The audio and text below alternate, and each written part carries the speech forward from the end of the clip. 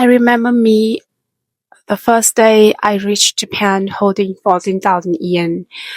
I was so worried about money, so I started looking for a part-time job just about 2 weeks after arriving in Japan. I was roaming around the street and then I found a help wanted sign in front of the shop, in front of a convenience store actually. Then I wrote down the phone number attached to it. After that, I called the manager and luckily I was accepted for the first interview. Then I went to the interview and I got accepted to the job. I was so happy at that time because I got that my first job after so many failures.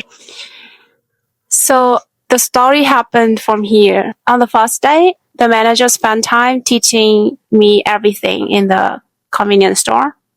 Just like everything. Only in one day, and he told me to remember all those things only in one day. He expected me to remember all of those things. Yeah. Then on the second day, he asked me to handle everything by myself. I was told to get a help from my senior coworker, but he was so busy and he couldn't help me at all. So after 4 days, I still couldn't handle it well. So I was fired. I was fired after 4 days working in the company. My first experience. I was shocked when I forgot to put chopstick in for a customer who bought a couple of noodles and the manager were watching it through the camera. Rapidly, he was run out of the back room and just like he was running away from a tsunami. He reached that customer, bent his body 90 degrees, and apologized to that customer. Then he came to me with a super angry face. He took me to the noodle shelves. He asked me, "Do you eat noodles by hand or chopsticks?" I was just too much shaking and replied, "By hand." He busted out, "Nani?" And I corrected it and said, "Sorry, by chopsticks." He concluded. Then he concluded, "You are so bad at memorizing. You should give up. Please give up."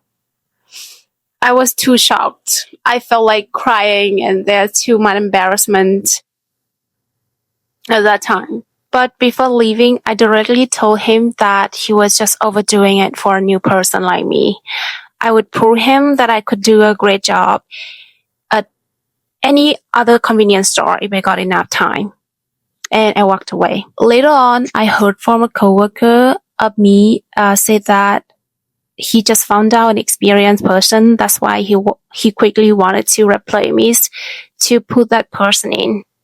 I had no words to talk about this person anymore. Very speechless. Since then, I had worked at 3 different convenience store brands. The next convenience store where I worked for 1.5 years, there were also a lot of struggles. But after struggle, I became stronger, I learned lessons, and I improved myself. Maybe today is hard, but life isn't permanent.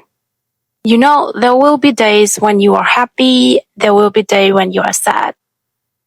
So maybe not taking anything seriously can protect your mental health.